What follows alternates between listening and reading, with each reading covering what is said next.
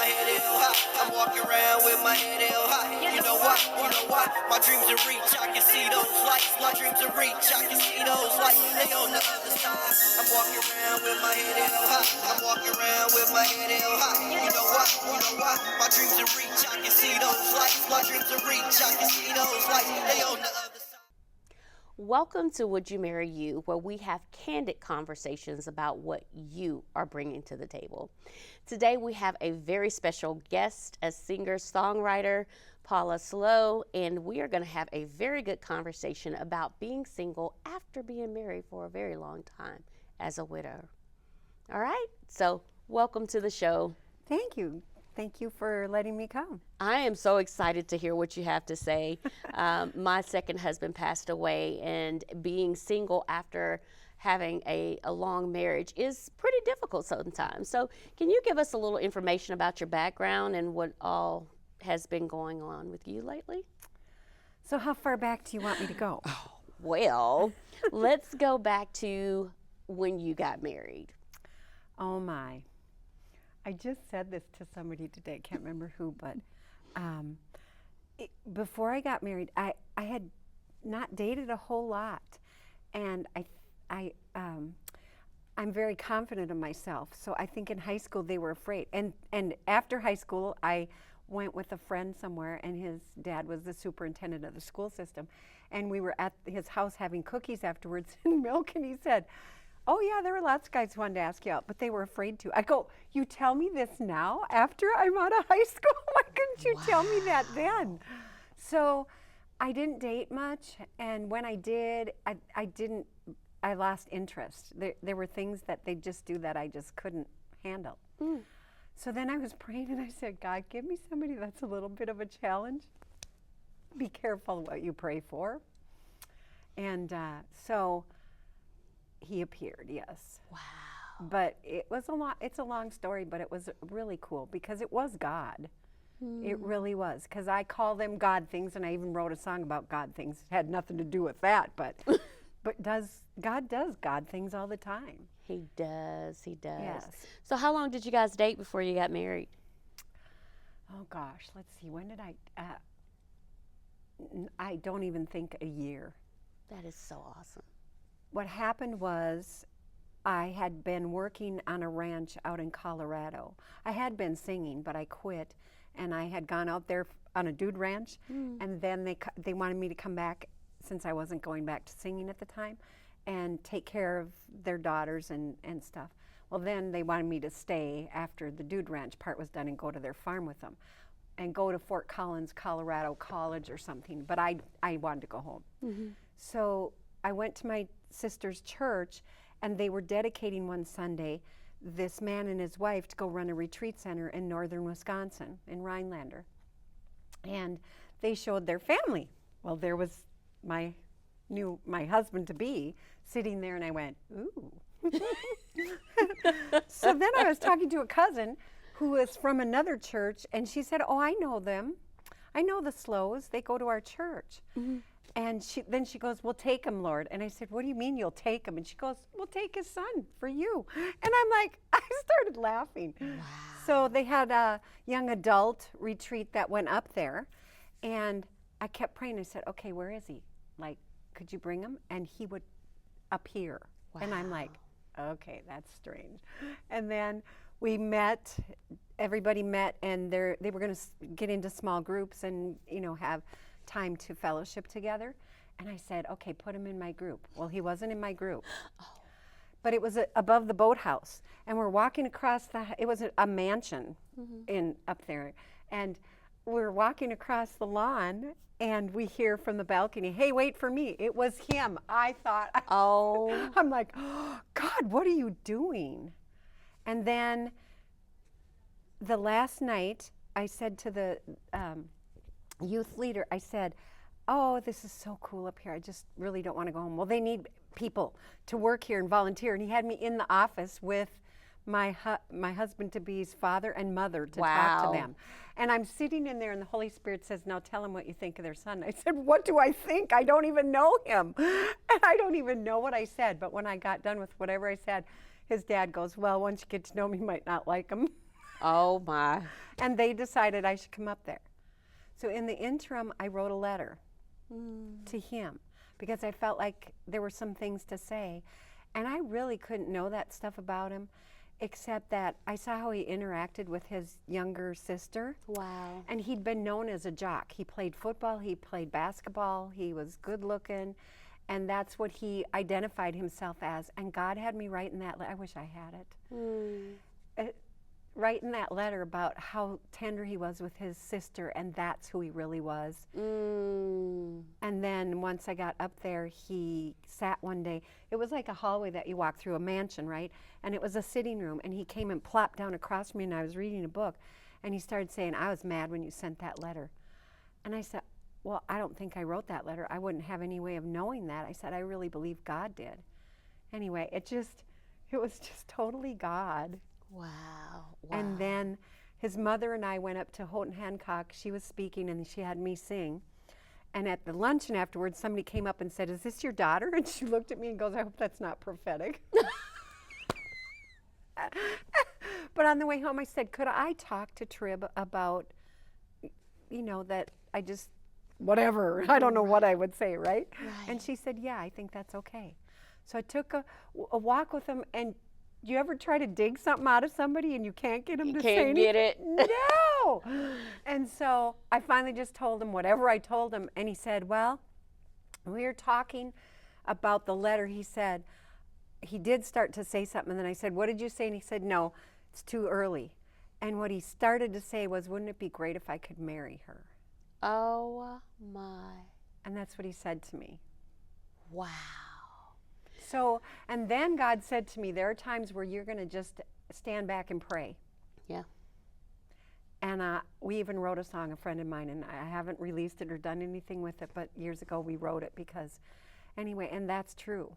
Wow. And I didn't heed that all the time. Yeah, that's so good.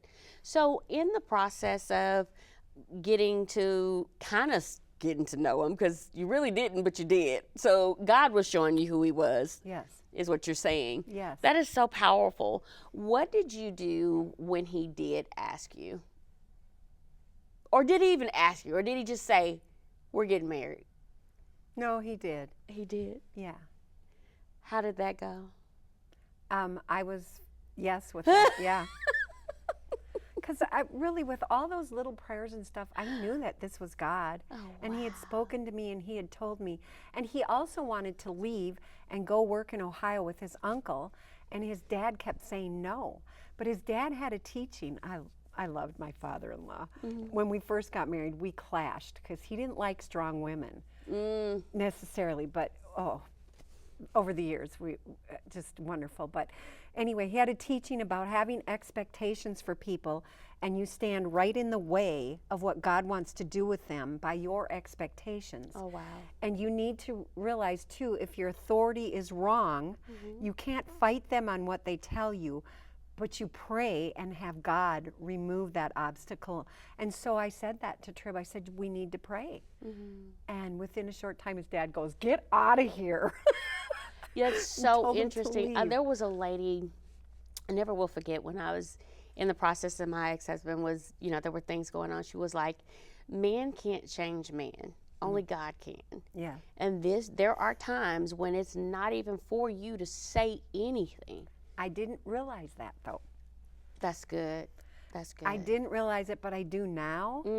My mom was a little bitty thing, but she was, oh, yeah. She was a firecracker? Oh, yeah. They called her Little Hitler when she was against sex education in the schools.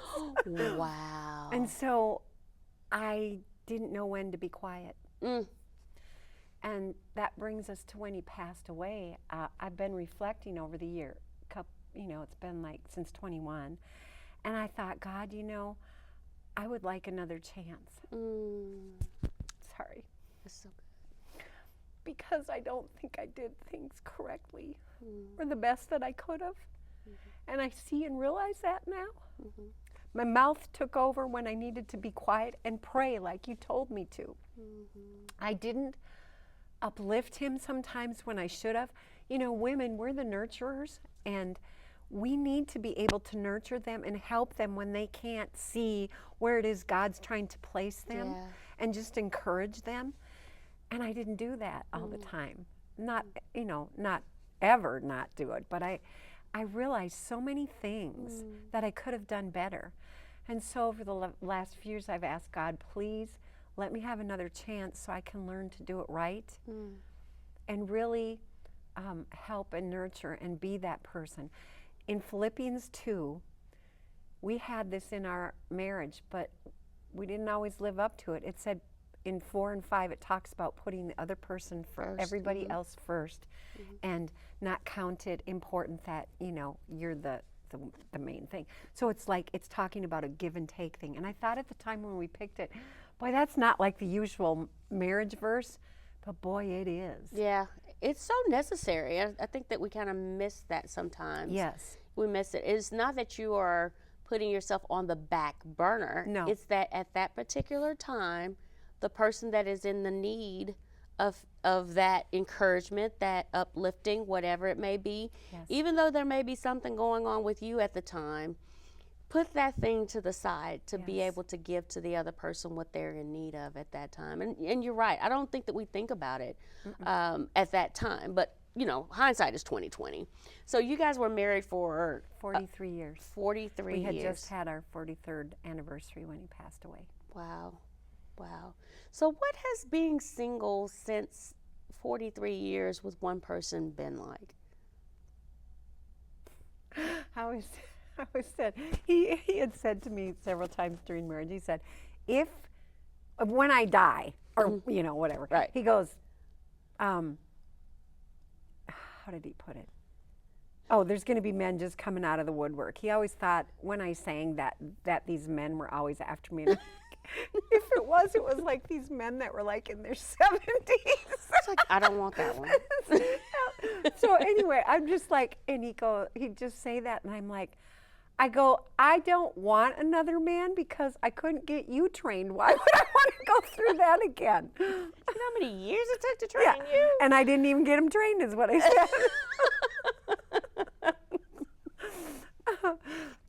But so now? Like I said, I've been praying, and I said, God, I really want another chance. And I want to do it right. And with the immensity of what God has told me he's doing with me, I need that partner besides me. And I thought about this over the last year, I think it came to me. I look at when men lose their wives. It's hard for them. It is hard. But there's one aspect extra that women lose when their man goes, is that protection, that authority, that like feeling that you are taken care of, that they will protect you. Because my husband was a protector. And sometimes I thought with the way the climate of the world was going, it might get him into trouble. But that was how much he would protect his family. That's so good. And you lose that. That's hard. That's good. That's good. I had never thought about it from that perspective, but it's the whole entirety of what the relationship brings. Yes. I guess that you're walking through now. You said something before that you didn't always get it right. Well, we're never going to always get it right, just to start out with, right? What are some of the things that you saw? I know you talked about speaking when you should have been praying, but were there other things that you have identified since the time that you feel that you could have done differently, or? Yeah, I think that I could have, when I did talk or try to communicate, not get so frustrated with him because he wasn't getting what I was trying to say. But I think that men need to realize that women need to be also nurtured, and it's and the one area of the physical part, they need to be very how do I want to say it, gentle with them, to lead them into wanting that, not just like that's it, you know, right, that kind of stuff. And I think sometimes men just don't understand that. I heard someone say one time, men are very they're visual, right? Yes, and yes. women are more emotional. Yeah. Right? Oh, yes. He'd tell me to quit that. Why do you have to cry all the time? And I'm like, what you crying about now? yeah. But it's almost like we are an entire, like, you have to, grown up, you have to make love to our entireness, right? Yes. And our entireness has to be nurtured in a way that makes us desire to even be in that space. Right. When it gets to the physical. You know, it can all be mental. I mean, it's like, I remember somebody saying, you start the process with women at the early part of the day. Like, you got to start dropping little nuggets and little, you know, sprinkling little thoughts and stuff from the beginning of the day, and by the evening, boy, you're in trouble by the time you get home. So you don't even have to ask for anything at that point. Was that always the case with you, or, you know, as far as needing to be nurtured mentally, physically, spiritually, emotionally? Yes. Okay. Yeah. Yeah. And now that you're single, what does that look like going forward? Like, how have you had to go through healing processes? What has that journey been like over the last 4 years? I've asked God to forgive me for not catching those things that I should have changed. He recently, Lana Vassar, God uses her all the time, Lana and she Vassar. talked about surrendering our lives, but she added something. Surrender our agendas, which includes your personal life, whatever God's called you to, just everything in life. You can pick up and try to do the agendas yourself. Oh yeah, I've done it time and so time again. my agenda in my marriage was probably not on track. I know it wasn't, and it was selfish, and we need to not be. I just go back to Philippians 2. I should have been living that scripture that we put over our marriage. Yeah, but the beauty is you get to now, and that's like, you know, Daddy is so, he's Daddy to me. Yeah. He's so, I mean, seriously, there's times where I just like literally in my head, figuratively, but literally in my head, get in his lap and just lay my head on his chest and just sit there. Like, we don't have to talk. I'm not asking for nothing. He's not giving me nothing. Like, we're just in his presence, just in that space. And now getting to be in that space as you prepare for the man that will find you, and to be that good thing that he finds. I know you do a lot through your singing. I mean, you sound like an angel when you open your mouth. You really do. That whole worship space that you get to be in and get to share with other people, has that been healing for you in this process as you're in preparation for your next? Yes, actually, Corey Lee Barker and I have written a lot together. When I first came to town in 23, started writing with him right away. God's got somebody for you. Now, this is what I've been saying to God. I write these songs with him, and then I go through it. And I'm like, God, don't you usually write out of your experiences? And I'm like, do I have to write them and then go through them? And I'm like, so... that has been really cool to see those things that have come out. Wow. And waiting. And now I'm needing to learn to wait. And especially when he has shown me these things and I go, oh, okay. And then he goes, wait. And as Latrell says to me, Latrell is a good friend of mine, and Taffiney knows her. She is an amazing godly woman. Yes. And she says, you need to stay in the Jesus airplane strapped in your seat and let it take you where you need to go. Oh, can you say that one more time? You need to stay in the Jesus airplane strapped in your seat and let him take you where you need to go. That's a word for somebody. That's a word for it's a word for me. If it's not for you, it's for me, definitely. Stay in the Jesus airplane strapped in your seat. And I'm pretty sure I've jumped out of that seat a few times. Oh, honey. I probably even jumped out of the whole plane. Parachute and Yes. I probably jumped without the parachute, is knowing me. Like, no, I can do it. I got this. Yeah, no. Yeah. Yeah. Unfortunately, I done got it a whole bunch of times. It's like torture. God shows you this stuff, and then he goes, and wait. And it's like, what? But it sounds like your writing is prophetic, which, I've heard your songs, so I honestly believe that they're prophetic. I believe that that's something that God gives you, and you get a chance to express it, and our words bring power. There's death and life in our words, and I believe that all of the songs that I've heard of yours are truly bringing life. And so I'm excited about what he's got you doing. I'm excited about it when I see that. Like, I talked about God things, and I see them all the time in life, not just with my husband, but other things. And then we wrote the song. That was one song where I've already seen that happen, right? And that's what it's about. The first scenario is about a single mother going through the drive-in, and she reaches for her purse with screaming kids in the car, and she forgot her purse. She gets up to the window, and the cashier says, "The car before you paid for it all." Ain't that a God thing? Ain't that one more reason to believe? Just when you need him, he brings you what you need. That is so powerful, and it's so, so true. Yep. I think too often we have gotten in our own way. We have gotten in the way of what God wants to give us. Yep. He loves us so much. He wants to give us these good and perfect gifts all the time. And then we go, bam. right there. Yep. That's And he's exactly like, what we I do. can't get through. Exactly. And then you settle for second best. Oh, 100%. I don't want to settle for second best. Especially with what he's called me to. I can't afford to do that. Yeah. He's given me Proverbs 4, 20 through 27. It's talking about your heart. It's guard your heart.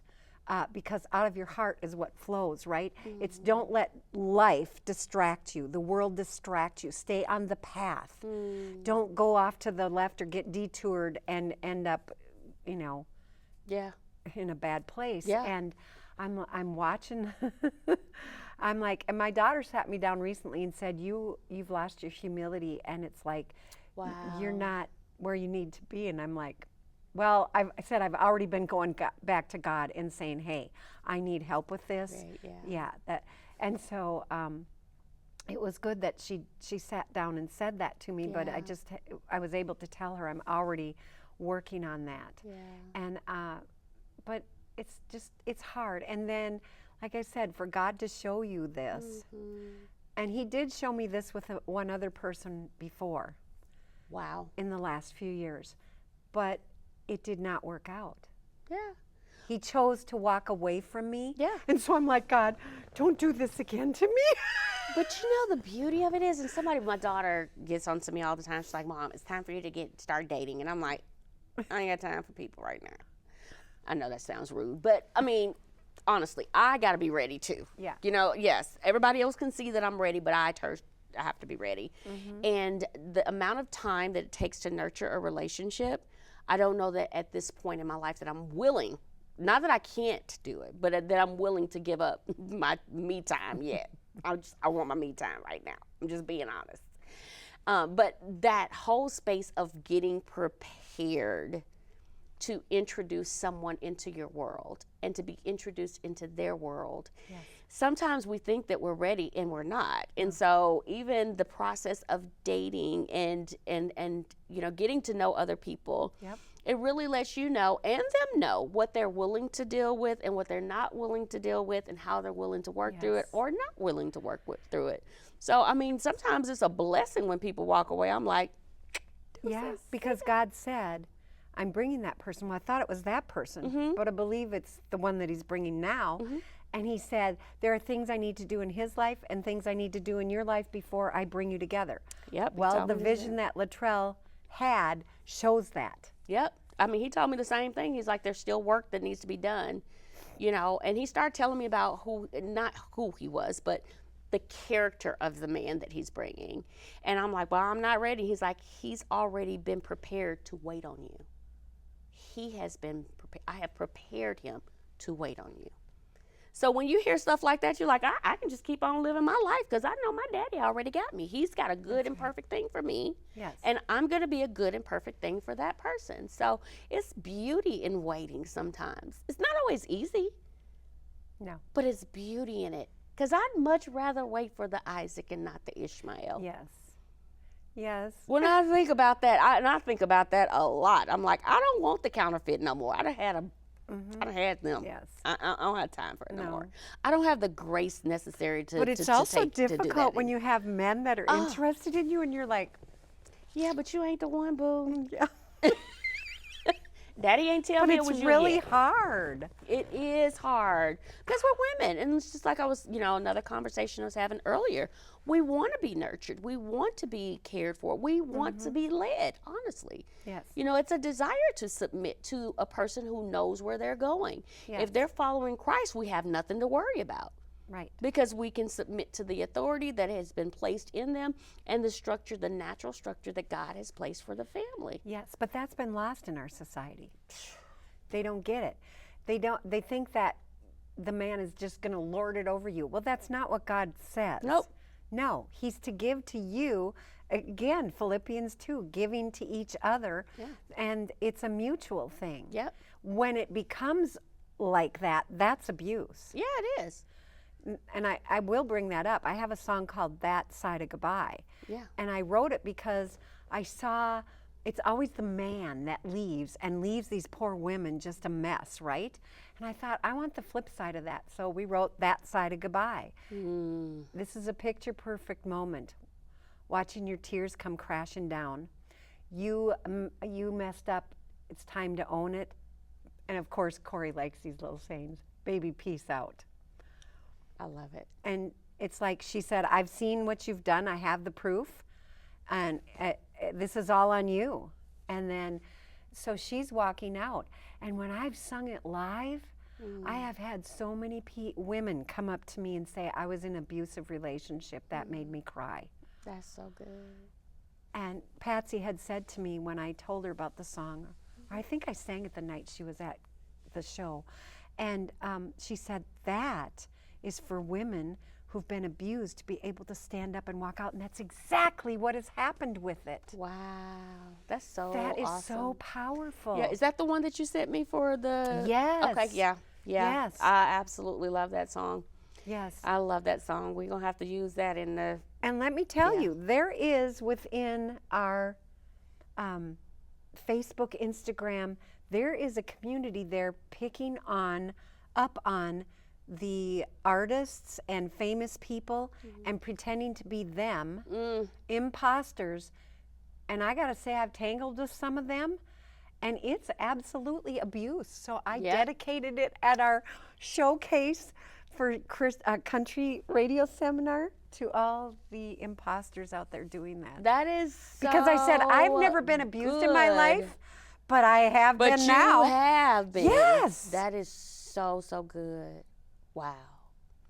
Well, guys, I hope that something was said on today I that hope can so. I help hope I you didn't get just to rattle. that space of being able to answer the question of would you marry you?